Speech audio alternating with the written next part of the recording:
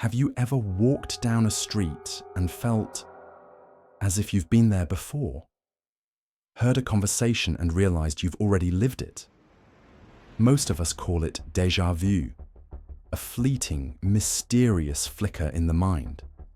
But imagine if it never stopped. Imagine waking up every morning knowing that the world has already played out its events, and no matter what you do, nothing feels new. This is the story of a man in England who lived trapped in a relentless loop of déjà vu. A mind caught between memory and reality, and a world that felt more like a dream than life. Déjà vu, French for already seen, is a fleeting, often unsettling sensation that a current experience has been lived before. Studies suggest that nearly 2/3 of people have felt it at least once. Most scientists think it's a glitch in the brain's memory system, a misfire between the hippocampus and the temporal lobe. Ordinary déjà vu is brief. A shop you enter, a face you recognize, a sentence someone says. And just like that, the moment passes. But for some, this glitch becomes a storm, a relentless force that invades every corner of perception. In 2008, a young man in Oxford began noticing something unusual. He was 23, a student, unremarkable in every visible way. Yet he began experiencing fleeting moments of déjà vu, at first just for seconds. Walking through his college courtyard, he'd pause, thinking he had already crossed that path minutes ago. Listening to his friends, he felt he had heard their stories before. But soon, these moments lengthened. Days turned into weeks, and the déjà vu no longer disappeared. Every street, every conversation, every turn of the page in his textbooks felt eerily familiar. The world had become a déjà vu factory. Every moment recycled, every experience pre-lived. He recalled, "I'd watched the news on TV, and I knew what was coming next. My friends' jokes, their words. I had already heard them, lived them, seen them, and I couldn't stop it." As the déjà vu became constant, reality itself began to unravel. Sleep offered no escape. Time felt fractured. Ordinary tasks, brushing teeth, pouring tea, turned into endless repetition. The young man's mind began to panic. The line between memory and reality blurred until it nearly vanished. He described the terror. "I'm trapped. Nothing is new. I can't tell if I'm awake or dreaming. Sometimes I scream in my room just to hear something unfamiliar, but there's nothing. Nothing ever changes." Isolation followed naturally. He stopped socializing. He avoided TV, newspapers, even his family.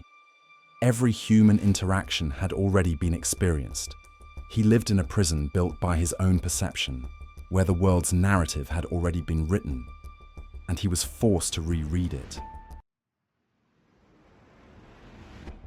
By late 2008, the case reached the attention of Oxford's neurology department.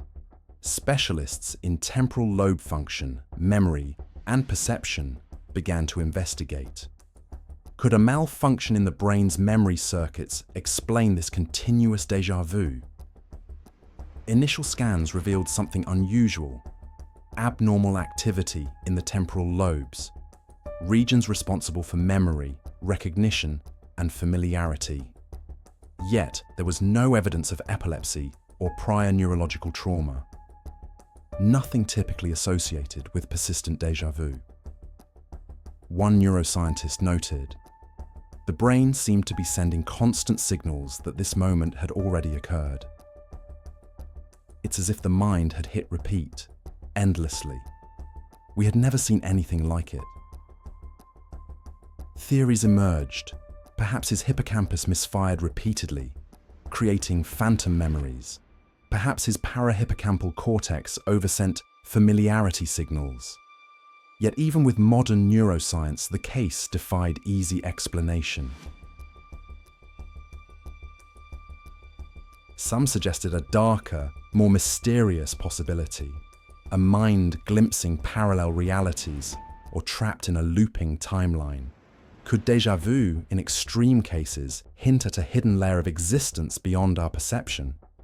Philosophers whispered of a fractured sense of self. Psychologists warned of the fragility of human consciousness. But for the man, theories offered no comfort. Every day was déjà vu. Every moment was déjà vu.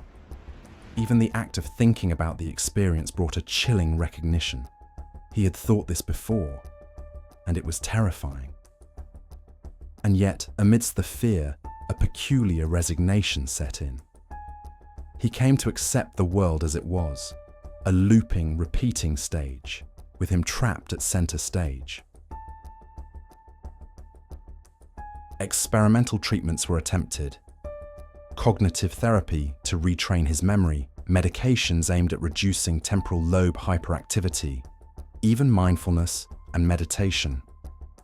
Partial relief came. Moments of novelty could be experienced, fleeting, fragile. He learned to live alongside the déjà vu rather than fight it. I stopped fearing it, he said. Sometimes I just watch, waiting for the repeat, knowing it's inevitable. And strangely, it brings a small comfort. The world is consistent, predictable, even if it's a prison. Still, some experiences remain immutable.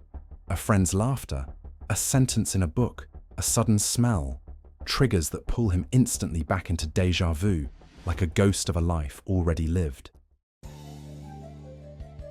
Time, memory, and consciousness. These are the pillars of our reality. What happens when the pillars crack? What happens when familiarity consumes novelty? For most of us, déjà vu is brief, a mysterious flicker. For him, it is life itself. And you, watching this story unfold, pause for a moment. Ask yourself, have you ever felt that you've lived this instant before? That the world has whispered its secrets to you once already? If so, maybe you've glimpsed what he lives every day. Maybe déjà vu is not just a trick of the brain. Maybe, in some small, terrifying way, it is the truth.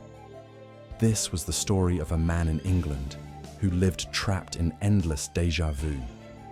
A mind suspended between reality and memory. A human lost in time.